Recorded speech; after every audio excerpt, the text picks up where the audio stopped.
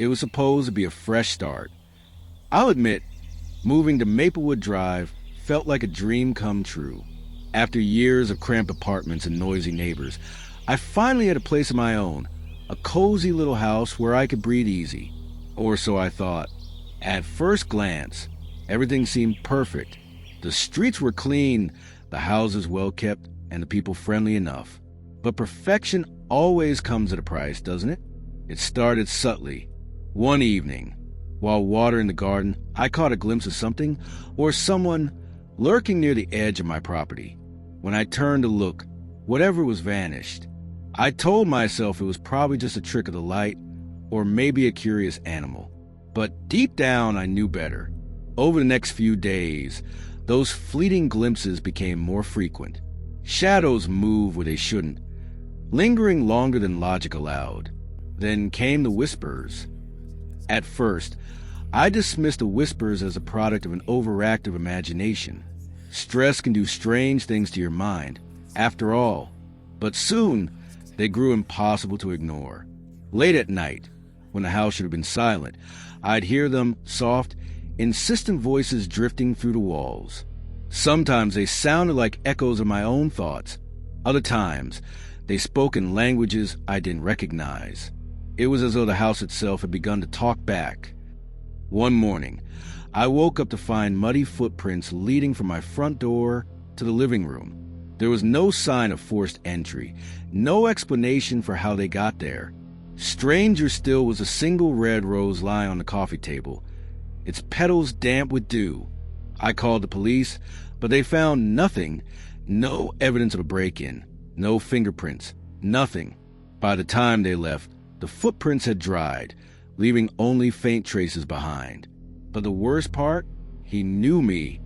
A week later, I saw him for the first time. I was walking home from the grocery store when I noticed him standing at the corner, watching me.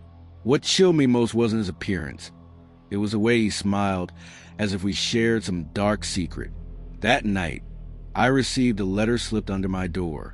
Inside was a single sentence written in shaky handwriting. "You belong to me now." Now every shadow feels alive. I haven't seen him since that day, but I know he's still out there.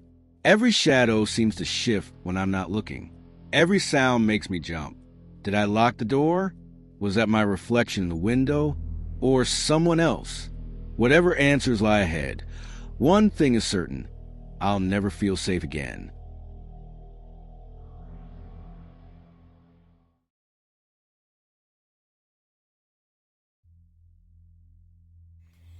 When I decided to rent a cabin in the woods for the summer, I thought it would be the perfect escape, a chance to disconnect from the chaos of city life and reconnect with nature.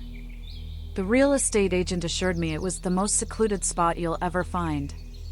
At first, that sounded ideal. No neighbors, no distractions, just me and the forest. But as soon as I arrived, I couldn't shake the feeling that something, or someone, was already here. The very first morning, I stepped outside to take in the fresh air and saw them, footprints leading away from my cabin. They weren't mine. I'd been careful not to walk that way. Whoever made them had come during the night. My heart raced as I followed the trail a short distance before losing it among the trees. Who could possibly know I was here? And why were they watching me? 2 days later, I found the first note. It was tucked under a vase on the kitchen table, written in messy block letters. The message sent chills down my spine. "You shouldn't have come here." I told myself it must have been left by the previous tenant or some local prankster. But as more notes appeared, each one creepier than the last, I began to doubt that explanation. One read, "They're waiting for you." Another simply said, "Leave now." One evening, unable to sleep, I grabbed a flashlight and ventured outside. The forest felt alive, buzzing with strange noises I couldn't identify. Then I saw them, glowing eyes staring back at me from the darkness. I froze, shining my flashlight toward them, but they vanished before I could get a clear look. When I returned to the cabin, the door was slightly ajar, though I was certain I'd locked it. Back home after the trip, I thought I'd escaped whatever nightmare had followed me in the woods. But then, sitting at my desk one afternoon, I found a photograph tucked under a stack of papers. It showed me standing near the cabin, but what horrified me most was the shadowy figure lurking just behind me. How did someone get so close without me noticing? Even worse, scrawled across the back of the photo in familiar handwriting were the words, "I'm closer than you think." I haven't gone back to the cabin since that summer, but I can't stop thinking about him. Every time I glance out a window, I expect to see him standing there, watching. Did I imagine the entire thing? Or is he still out there, waiting for the right moment to reveal himself? Whatever answers lie ahead, one thing is certain, I'll never feel safe again.